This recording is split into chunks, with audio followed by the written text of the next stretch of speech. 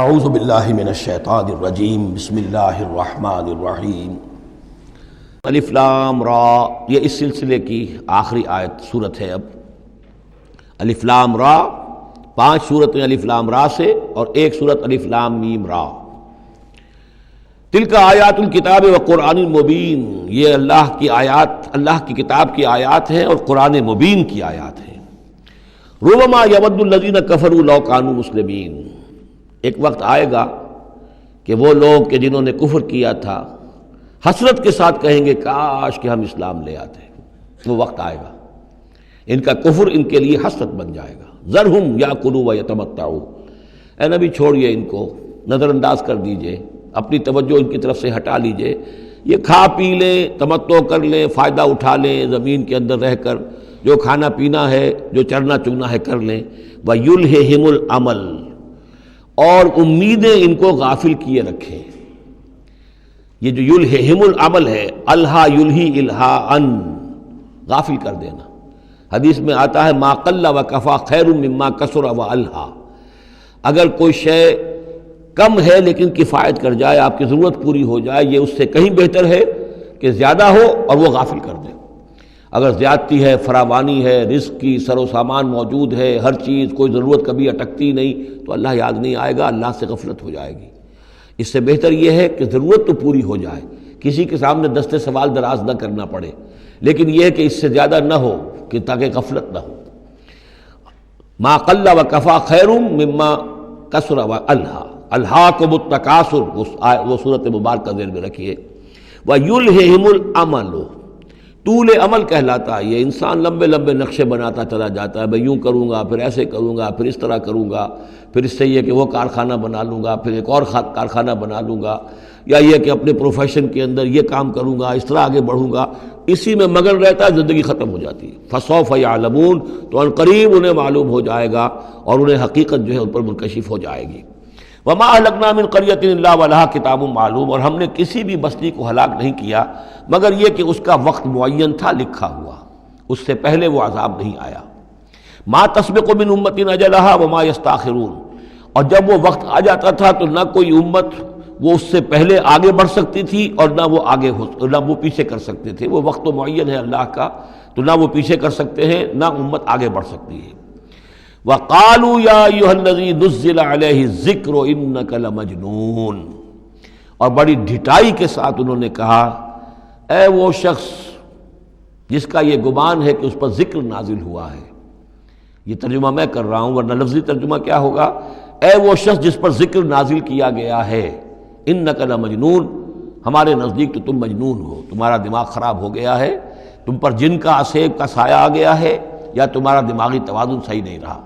لہذا بامحاورہ ترجمہ ہوگا اے وہ شخص، قالوا یا ایھا الذی، اے وہ شخص جو یہ سمجھتا ہے، جس کو یہ زوم ہے، جس کا گمان ہے، نزل علیہ الذکر، کہ اس پر اللہ کی طرف سے الذکر نازل ہوا ہے، یاد دہانی نازل ہوئی ہے، انک لمجنون، ہمارے نزدیک تو تم دیوانے ہو گئے ہو۔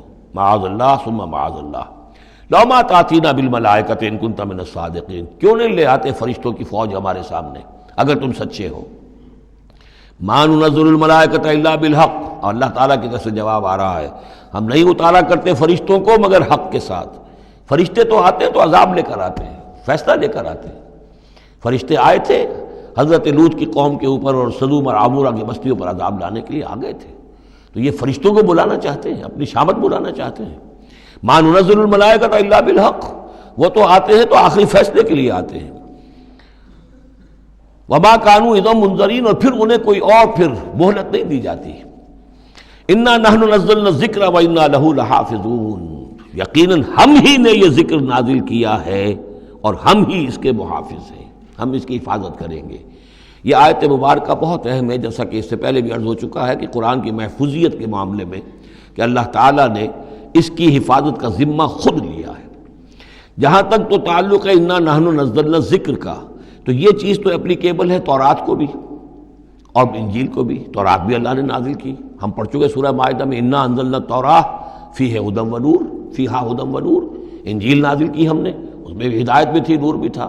لیکن دوسرا ٹکڑا انا لہ لحافظون، ہم ہی ہیں اس کی حفاظت کرنے والے، یہ صرف ایکسکلوسیو ہے معاملہ قرآن کا۔ اس کے سوا کسی اور صحیفہ آسمانی اور کسی کتاب سماوی کو اللہ تعالیٰ نے ضمانت نہیں دی۔ اور اس کی وجہ یہی ہے کہ اصل ہدایت نامہ جو ابدی ہے، جو کامل ہے، وہ ابھی آنے والا ہے۔ لہذا یہ سابقہ ایڈیشنز جو ہیں، نامکمل ایڈیشنز ہیں، یہ تو یوں سمجھیے کہ انٹرم پیریڈ کے لیے کچھ انسٹرکشنز تھی جو دے دی گئیں، ان کو مستقل طور پر محفوظ رکھنے کی کوئی ضرورت نہیں تھی۔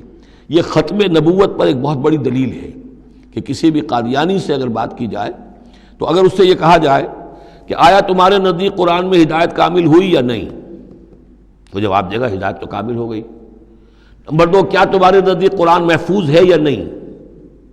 اگر وہ محفوظ بھی ہے تو پھر کسی اور وحی کی ضرورت کیا ہے؟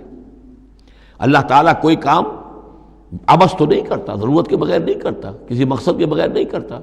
یا تو یہ کہیں کہ ابھی ہدایت کامل نہیں ہوئی تھی، وہی جاری رہنی چاہیے، اس کا جواز ہو جائے گا، یا کہیں کہ کامل تو ہو گئی تھی قرآن میں لیکن وہ تو ضائع ہو گئی، محفوظ نہیں رہی، تب بھی وحی کی کھڑکی جو ہے اس کے کھلے رہنے کا جواز پیدا ہوگا۔ لیکن اگر کوئی شخص ان دونوں باتوں کو نہ مانے بلکہ اعتراف کر لے کہ ہدایت قرآن میں کامل ہو گئی اور یہ کہ وہ محفوظ بھی ہے، تو پھر اجرائے وحی، یہ تھا اصل میں جو فتنہ اٹھایا ہے غلام احمد قادیانی نے، کہ وحی تو ایک نعمت تھی، کیسے بند ہو سکتی ہے، وحی کا سلسلہ جاری رہے گا۔ لیکن اس کو لے کر اس نے جو ہے پھر آگے اپنی نبوت کا دعویٰ کیا۔ لیکن اجرائے وحی کے لیے ضرورت عقلی جو ہے وہ دو شکلوں کے سوا ثابت نہیں ہو سکتی، یا ہدایت کامل نہیں ہوئی ہوتی جیسے کہ ابھی تورات میں نہیں ہوئی تھی، انجیل میں نہیں ہوئی تھی، قرآن میں آ کر کامل ہو گئی، یا کامل ہو کر اور وہ گم ہو گئی ہو، اس میں کوئی ترمیم و تنسیخ ہو گئی ہو جو کہ پھر وحی کے ذریعے سے اس کی تصحیح ہو سکے۔ اور دونوں باتیں اگر کوئی نہیں مانتا تو کوئی عقلی دلیل جو ہے وحی کے جاری رہنے کے لیے موجود نہیں۔ وَلَقَدْ أَرْسَلْنَا مِن قَبْلِكَ فِي شِيَعِ الْأَوَّلِينَ، اور اے نبی ہم نے آپ سے پہلے بھی رسول بھیجے تھے اگلی جماعتوں میں، اگلی قوموں میں۔ یہ شیعہ اس علیحدہ ہو جانے والے، کیونکہ قومیں بڑھتی چلی گئیں نسلوں کے اندر۔ حضرت نوح علیہ السلام کی قوم تقسیم ہو گئی، ان کے 3 بیٹوں سے نسلیں بنتی چلی گئیں، تو یہ گویا کہ شائع ہونا، علیحدہ ہونا، پھیل جانا، پھیلتی چلی گئیں۔ وما یاتیہم من رسول الا کانوا بہ یستہزئون، اور نہیں آیا ان کے پاس کوئی بھی رسول، جب بھی کبھی آیا مگر وہ استہزاء کرتے رہے، تبصر کرتے رہے۔ کذالک نسلکہ فی قلوب المجرمین، اسی طریقے سے ہم اس کو چبھو دیتے تھے مجرموں کے دلوں کے اندر۔ مجرموں کے دلوں میں جا کر وہ چبھ جاتی تھی، وہ سمجھ لیتے تھے کہ حق ہے، لیکن چونکہ ان کے مفادات پر زد پڑتی تھی تو وہ استہزاء کرتے تھے۔ لا یؤمنون بہ، وہ ایمان نہیں لائیں گے اس پر۔ وقد خلت سنت الاولین، اور اے نبی یہ پہلوں کی بھی یہ سنت گزر چکی ہے، یہی طریقہ ہمیشہ رہا ہے، جیسے آج آپ آئے ہیں یا ذکر آپ پر نازل کیا گیا ہے، ایسے ہی ہم رسولوں کو بھیجتے رہے، کتابیں ان پر نازل ہوئیں، لیکن یہ کہ انہوں نے مان کر نہیں دیا۔ وَلَوْ فَتَحْنَا عَلَيْهِمْ بَابًا مِّنَ السَّمَاءِ فَظَلُّوا فِيهِ يَعْرُجُونَ، اور اگر ہم نے ان پر آسمان کا کوئی دروازہ کھول بھی دیا ہوتا اور وہ اس میں چڑھنے لگتے، تب بھی وہ یہ کہتے لَقَالُوا إِنَّمَا سُكِّرَتْ أَبْصَارُنَا، کہ ہماری تو نگاہوں پر کچھ جادو کر دیا گیا، شکر کر دیا گیا، نظر بندی کر دی گئی تھی۔ بل نحن قوم مسحورون، حقیقت میں تو ہم جادو کی زد میں آ گئے تھے۔ صدق اللہ العظیم۔